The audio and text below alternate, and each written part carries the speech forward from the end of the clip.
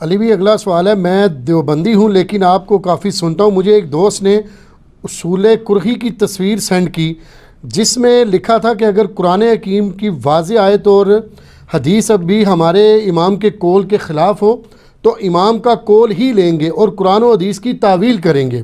علی بھی کیا واقعی اسلام کی تاریخ میں ایسے لوگ بھی تھے؟ اسلام کی تاریخ میں نہیں سر، حال میں بھی موجود ہے.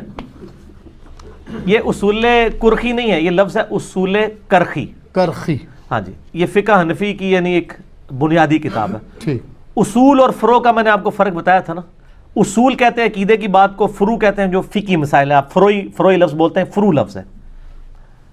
تو یہ ان کی بنیادی بات ہے کہ اگر کوئی قرآن کی آیت یا حدیث بھی ہمیں اپنے امام کے قول کے خلاف مل جائے تو ہم قرآن و حدیث کو نہیں مانیں گے، اپنے امام کے قول کو مانیں گے. یہ اماموں کی تعلیمات نہیں تھی. اماموں نے تو یہ فرمایا تھا ہماری کوئی بات کتاب و سنت کے خلاف ہو یا صحابہ کرام کے اقوال کے خلاف تو چھوڑ دو. ٹھیک ہے.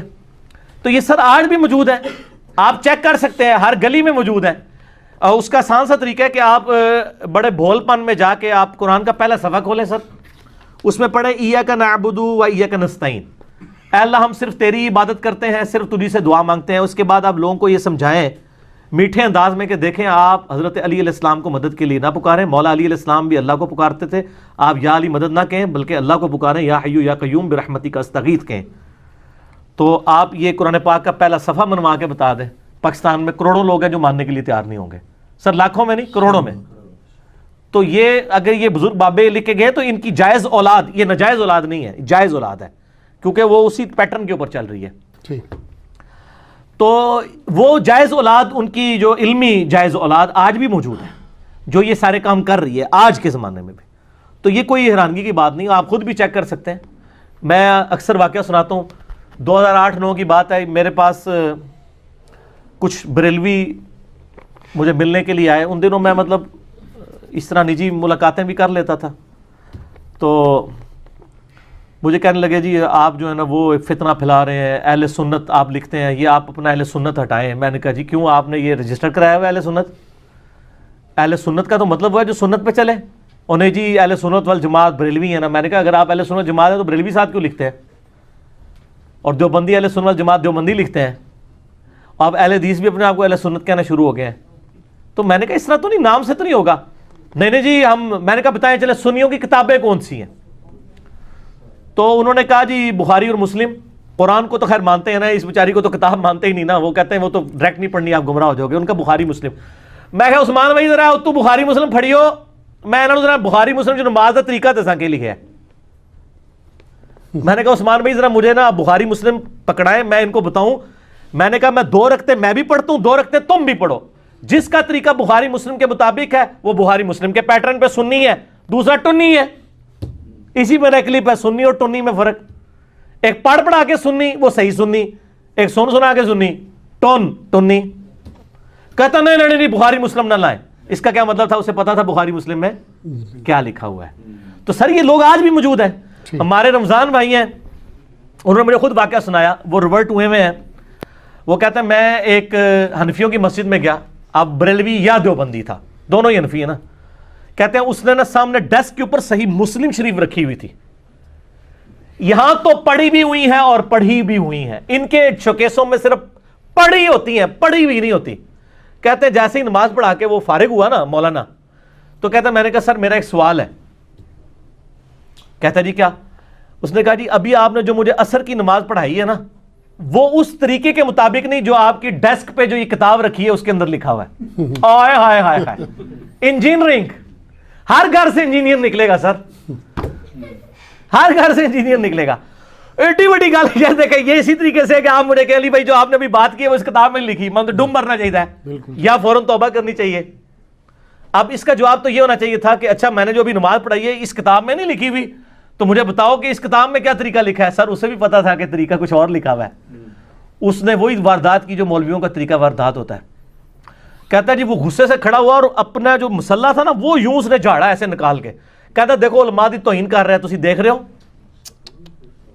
بڑی ڈاڈی شاید ہے مولوی جناب، ڈیمو نہیں جس طرح لڑتا جس طرح لڑ جاندے چاہے.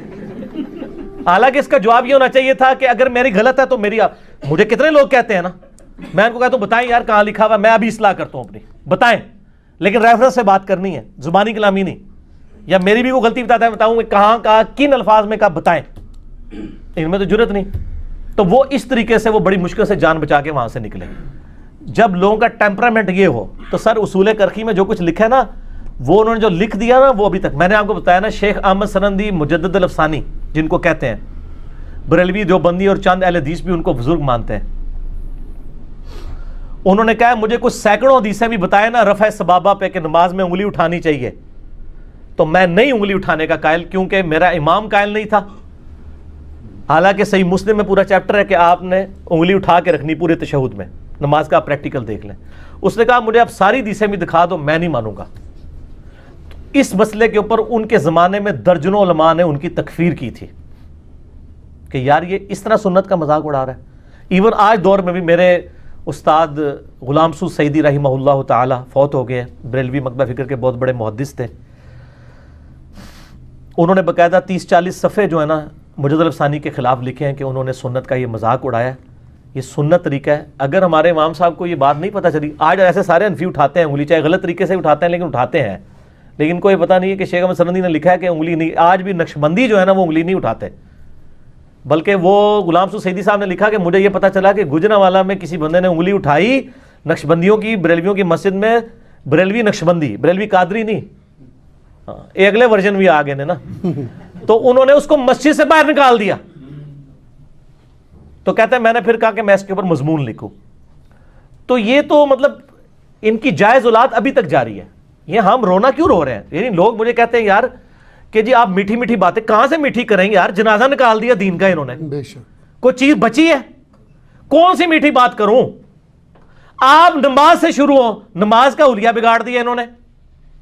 پاکستان میں 90% لوگ اس طریقے پہ نماز ہی نہیں پڑھ رہے جو بخاری مسلم میں لکھا ہے. نہ رونا رو, اور یار کلمے کا حلیہ بگاڑ دیا ہوا ہے, نہ رونا رو. آپ کہہ رہے ہیں درود شریف کے فضائل بیان کروں, اس میں بھی رونا رہوں گا. انہوں نے لکھا ہے درود ابراہیمی پڑھنا گناہ ہے, اور سر جیڑا کٹو کے لال نکلتا ہے. مجھے آپ دنیا میں ایک مسئلہ بتائیں جس کے اندر کوئی اختلاف نہ ہو. تو سر امت, اب آپ دیکھ رہے ہیں آپ کی ینگ جنریشن آج بیٹھی ہوئی ہے آج کل سوشل میڈیا پہ, اور کس طرح دین کا مذاق اڑایا جا رہا ہے. اس میں مجرم علماء کو سمجھتا ہوں سر, جب آپ لولا لنگڑا دین دیں گے نا تو آپ کے دین کا مذاق اڑے گا. تو سر پھر اس لیے لوگ تو انجینئر صاحب تک پہنچ رہے ہیں نا. اب تو دو ہی گروہ ہیں, یا وہ ہیں جو مسلمان ہو چکے ہیں عام مسلمان علمی کتابی, یا وہ ہیں جو دین سے پھر متنفر ہو چکے ہیں. اور یہ پرانے جو ہیں انشاءاللہ کچھ 30-40 سال انتظار کریں, ویسے ہی مر جائیں گے. ٹھیک ہے انشاءاللہ تعالی, علمی موت بھی مر جائیں گے اور فزیکلی بھی مر جائیں گے. Press the bell icon on the YouTube app and never miss another update.